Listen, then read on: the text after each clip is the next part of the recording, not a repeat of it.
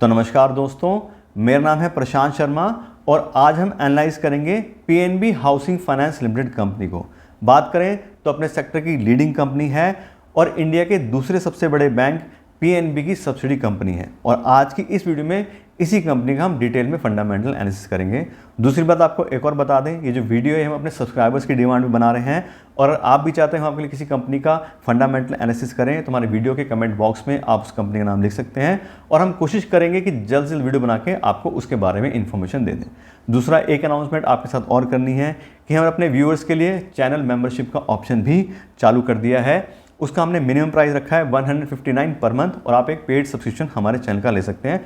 उसमें क्या होगा कि आपको भी फ़ायदा होगा और हमें भी बहुत सपोर्ट आपका मिलेगा अपनी टीम के लिए और अपने चैनल को बढ़ाने के लिए और आपको ज़्यादा बेटर सर्विसेज देने के लिए। अगर आप हमारा ये मेंबरशिप लेते हैं तो आपको क्या क्या सर्विस मिलेगी। एक तो आपको प्रेफरेंस मिलेगी, जो रिक्वेस्टेड वीडियो आती है कि इस कंपनी पर वीडियो बनाइए, उसको वीडियो है उसमें आपको प्रेफरेंस मिलेगी। दूसरा, आपको अर्ली एक्सेस मिलेगा नई वीडियोज़ के लिए। तो पहले मेंबर्स को दिखाएंगे, उसके बाद में जनरल पब्लिक की जाएगी और मेंबर्स ओनली लाइव स्ट्रीमिंग भी हम करेंगे। अभी आपने मेरे चैनल पर देखा होगा ज़्यादातर रिकॉर्डेड वीडियो आती हैं और हम कोशिश करेंगे कि महीने में 1 या 2 बार आपके साथ लाइव आके आपकी जो भी क्वेरीज हैं या जिस कंपनी में आप जाना चाहते हो उसके बारे में आपसे डिस्कस करेंगे। तो आपसे रिक्वेस्ट है कि आपको लगता है कि इसकी वर्थ है इतनी और आप हमें सपोर्ट करना चाहते हैं तो हमारे चैनल की पेड मेंबरशिप भी आप ज्वाइन कर सकते हैं। और अब हम बात करते हैं अपनी company PNB housing finance limited के बारे में। बात करें तो इंडिया की तीसरी सबसे बड़ी हाउसिंग फाइनेंस कंपनी है लोन बुक के हिसाब से और 35 साल का काफ़ी अच्छा कंपनी का एक्सपीरियंस है अपने फील्ड के अंदर। और जैसे हमने पहले बात की थी, पंजाब नेशनल बैंक की सब्सिडी कंपनी है और 28% की होल्डिंग है इसमें पीएनबी बैंक की। तो पूरा सपोर्ट इसको पीएनबी बैंक की तरफ से मिलता है। फिर बात करें तो कंपनी के पास 300 के आसपास ब्रांचेज हैं और 14,000 कंपनी में चैनल पार्टनर्स हैं जो कंपनी को बिजनेस ला के देते हैं लोन्स का और डिपॉजिट का। फिर बात करें तो 5,500 कंपनी में एम्प्लॉयज़ हैं और कंपनी का जो लोन बुक है वो 65,000 करोड़ का, नहीं कंपनी ने 65,000 करोड़ के आज के में लोन दिए हुए हैं। तो कंपनी काफ़ी अच्छा बिजनेस प्रोफाइल होल्ड करती है। फिर बात करें कंपनी के रिटेल लोन बुक की तो कंपनी 97% रिटेल में लोन दिया हुआ है। अब रिटेल में ज़्यादा लोन देने का फ़ायदा क्या होता है, कंपनी को जो लोन देना होता है वो छोटे साइज़ में जाता है, वहाँ से रिकवरी अच्छी होती है और रिटेल के अंदर जो कंपनी को मार्जिन मिलते हैं वो भी जाता है। क्योंकि कॉर्पोरेट में क्या है, वहाँ पे ज़्यादा बड़े लोन करने पड़ते हैं और वहाँ पे कॉम्पिटिशन ज़्यादा होता है, तो कंपनी को अपने जो प्राइजेज और रेट ऑफ इंटरेस्ट है वो भी कहीं ना कहीं कम करने पड़ते हैं। तो ज़्यादातर जो फाइनेंस कंपनी है वो रिटेल कस्टमर के साथ में जो बिजनेस करना है वो ज़्यादा प्रेफर करती है क्योंकि वहाँ पर छोटे लोन होते हैं, रिकवरी ईजी है और ज़्यादा मार्जिन उसको मिलता है। उसके बात करें कंपनी से अभी 5 लाख के आसपास एक्टिव लोन और डिपॉजिट के अकाउंट हैं। कंपनी डिपॉजिट भी जो है लेती है।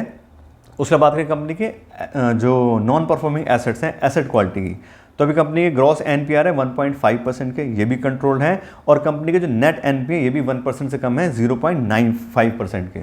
तो बात करें तो कंपनी अच्छी एसेट क्वालिटी होल्ड करती है, कोई एक्स्ट्रा ऑर्डिनरी कंपनी यहाँ पे देखें तो एनपीए वगैरह नहीं है। फिर बात करें कंपनी के कैपिटल एडिक्वेशन रेशियो की, तो कंपनी का कैपिटल एडिक्वेशन है 29% का, ये काफ़ी अच्छा नंबर है। 12 या 15% के आसपास मिनिमम कंपनीज को रखना होता है एनबीएफसी और बैंक्स को आरबीआई की गाइडलाइन के हिसाब से। यहाँ देखें तो इस कंपनी का 29% आ रहा है। तो कैपिटल एडिक्वेशन मतलब कि कितना कैपिटल कंपनी के पास में, तो ज़्यादा कैपिटल का मतलब क्या है, कंपनी ज़्यादा लोन आगे दे सकती है, अपना बिजनेस बढ़ा सकती है और अगर बाई चांस उसको कोई सडन लॉसेज वगैरह अगर हो जाते हैं तो कंपनी उसको भी हैंडल कर लेगी। तो बात करें तो कैपिटल वाइज काफ़ी स्ट्रॉन्ग प्रोफाइल है कंपनी का।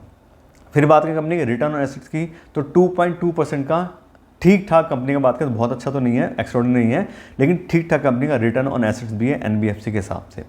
तो सर बात करें तो कंपनी काफ़ी अच्छा बिजनेस फाइल होल्ड करती है। हमने देखा कंपनी तीसरी सबसे बड़ी है अपने सेक्टर के अंदर, पीएनबी बैंक का सपोर्ट है, रिटेल में ज़्यादा कंपनी लोन दिए हैं, कोई खास एनपीए वगैरह नहीं है। तो क्लियर हमें दिखाई दे रहा है कंपनी काफ़ी अच्छा बिजनेस फाइल होल्ड करती है। और अब हम बात करते हैं कंपनी के शेयर होल्डिंग पैटर्न की कि किन किन लोगों ने अपना पैसा इस कंपनी इन्वेस्ट किया है। तो उसमें बात की थी प्रमोटर्स यानी पीएनबी के पास में कंपनी के 28% शेयर्स हैं, एफआईज के पास में 25% हैं, डीआईज के पास में 7% हैं और पब्लिक के पास में 40% है। तो कुल मिला देखें तो एफआईडीएस का 32% शेयर है और पब्लिक का भी काफ़ी अच्छा 40% का शेयर है।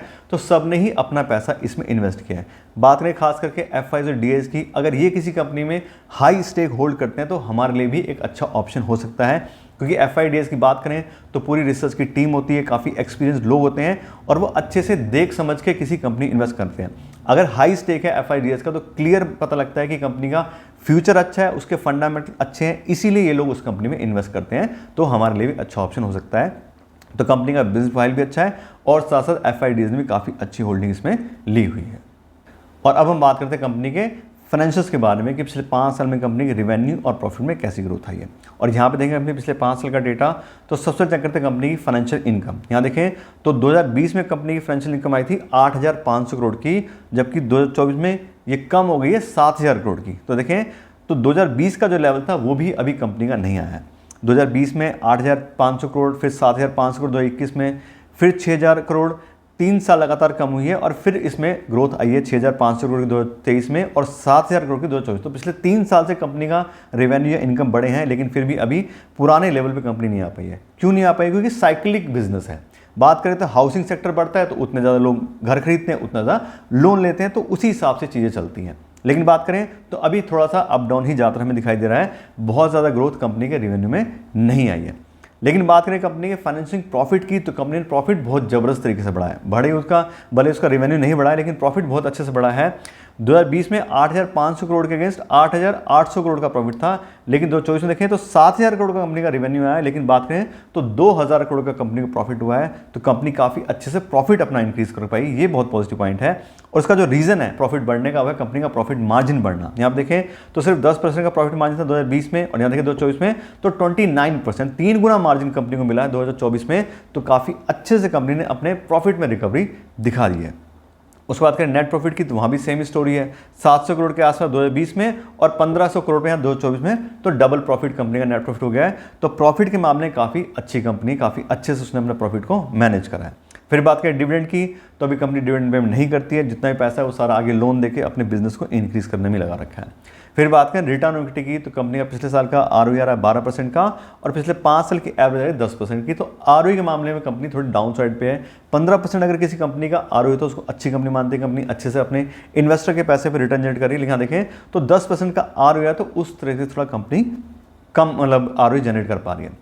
तो सर बात करें कंपनी के सारे फाइनेंशियल्स की, तो कंपनी ने के रेवेन्यू में तो बहुत ज़्यादा ग्रोथ नहीं है, लेकिन कंपनी प्रॉफिट अच्छे से इंक्रीज़ करा है।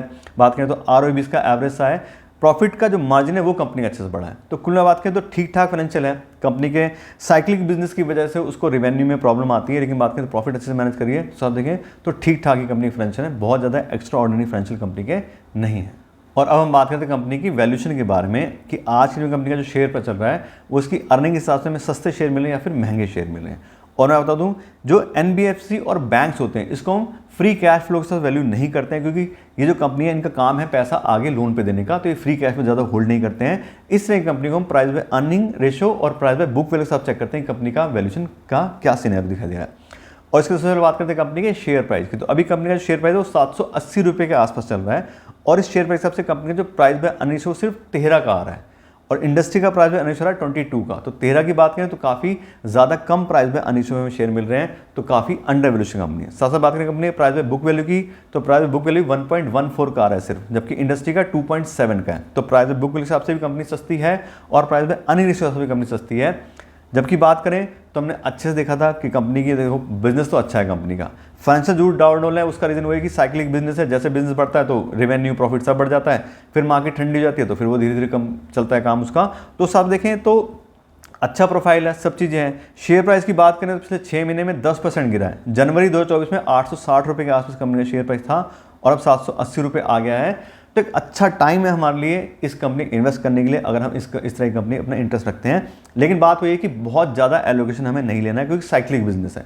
अगर आप इन्वेस्ट भी करोगे तो ये चीज़ दिमाग में रखनी पड़ेगी, कभी बिजनेस बढ़ेगा, कभी घटेगा, कभी शेयर प्राइस बढ़ेगा, कभी घटेगा, ड्यू टू साइक्लिक बिजनेस। लेकिन बात करें तो अभी डाउन साइड पर चल रहा है, तो अगर आप एंट्री लेना चाहते हैं, थोड़ा अपना इन्वेस्टमेंट करना चाहते हैं, तो बिल्कुल आप कर सकते हैं। दूसरी बात, अगर आप इन्वेस्टेड हैं तो आपने किस प्राइस पर लिया है, कितने होरिजन के लिया है, उस हिसाब से देख के आप इसमें जो है चेक कर सकते हो। आपको ज़्यादा अगर एलोकेशन आपने ली है तो थोड़ा पैसा अपने निकाल सकते हैं। आपने ऑलरेडी कम अपने पोर्टफोलियो हिसाब से इन्वेस्टमेंट किया है तो आप बिल्कुल इन्वेस्टेड रह सकते हैं। तो कंपनी अच्छी है, लेकिन साइक्लिक बिजनेस है, उस वजह से चीज़ें ऊपर नीचे होती रहती हैं। तो इससे बात करें तो कंपनी के बारे में आपको डिटेल नॉलेज दे दी है।